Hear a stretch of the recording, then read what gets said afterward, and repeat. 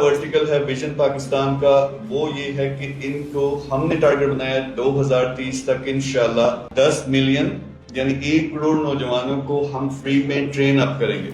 तो train up करने का मतलब ये है कि एक ऑनलाइन प्लेटफॉर्म है पहले फेज में, जिसमें दुनिया की बेहतरीन स्किल्स हैं वो सिखाएंगे। तो ये इंशाल्लाह हमारा टारगेट है 2030 तक। अब जब से लाला हमारे साथ मिले हैं तो मुझे लगता है कि ये इससे बात काफ़ी आगे निकल जानी है, जो कि बहुत खुशाइंद होगा पाकिस्तान के लिए भी और हमारे लिए।